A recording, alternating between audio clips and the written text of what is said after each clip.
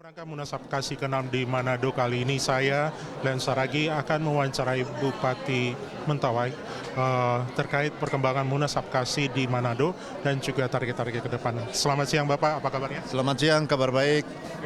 Bapak, di Munas Apkasi ini keterlibatan Kabupaten Mentawai sendiri, apa yang bisa diambil dan untuk diolah nanti oleh Kabupaten Mentawai?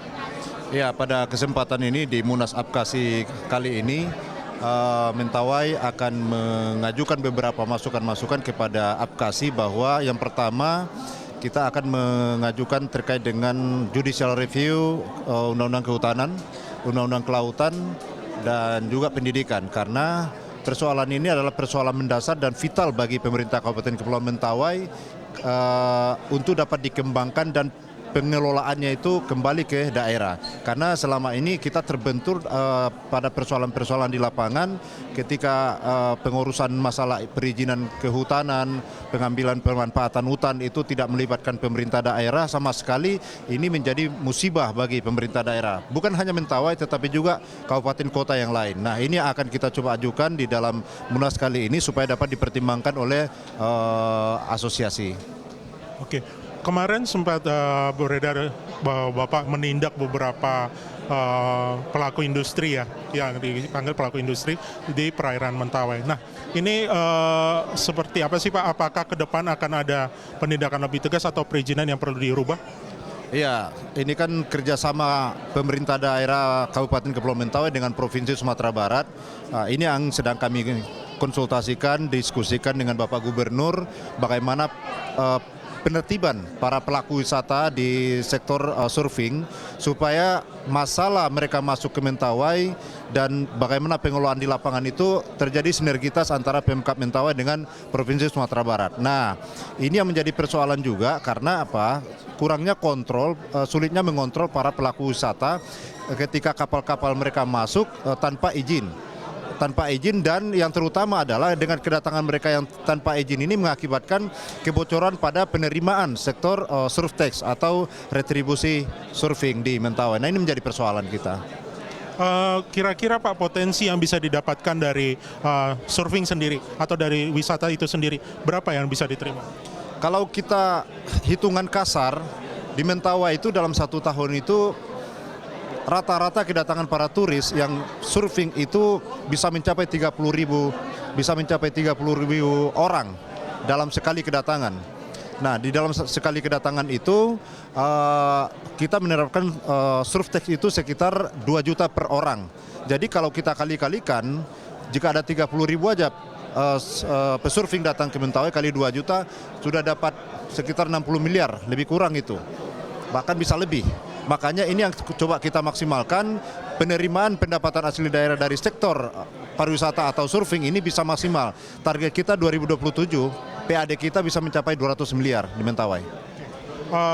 Untuk tonggak ekonomi di Kabupaten Mentawai sendiri, selain wisata, apalagi yang akan digenjot Pak ke depannya? Ya, selain wisata tentu kan kita kembangkan juga, ini kita mau membangun ada beberapa desa yang menjadi desa wisata. Nah, di Siberut itu kita konsentrasikan mulai dari Puro sampai ke Matotonan itu akan kita sulap menjadi jalur budaya. Nah, di jalur budaya ini masyarakat kita akan daerah-daerah itu sepanjang daerah itu akan kita bangun sulap dan nanti kita di kanan kiri jalan itu kita akan bangun semacam rumah adat Mentawai, UMA. Nanti rumah adat ini atau UMA ini akan menjadi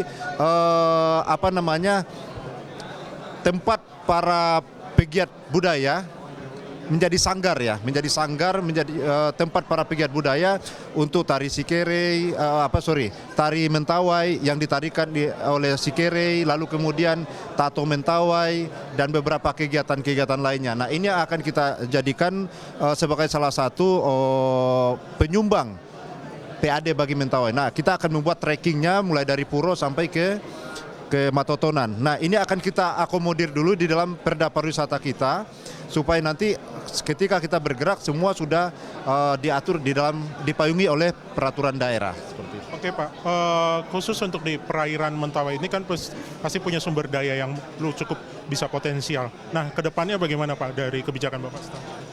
Ya, Di Mentawai ini kan banyak sekali, bukan hanya laut, tetapi juga kekayaan alamnya kan banyak juga. Misalnya komoditas, Mentawai itu penghasil kopra, penghasil kelapa, terbesar juga di Sumatera Barat, lalu kemudian kita penghasil rotan, lalu kemudian kita penghasil minyak nilam juga. Nah, ini akan kita coba atur sedemikian rupa supaya komoditas ini kita jaga harganya supaya tidak terlalu jatuh, karena dengan harga yang bagus maka program ke-6 yaitu peningkatan pendapatan per kapita masyarakat dapat kita kejar minimal 3 juta per bulan per orang.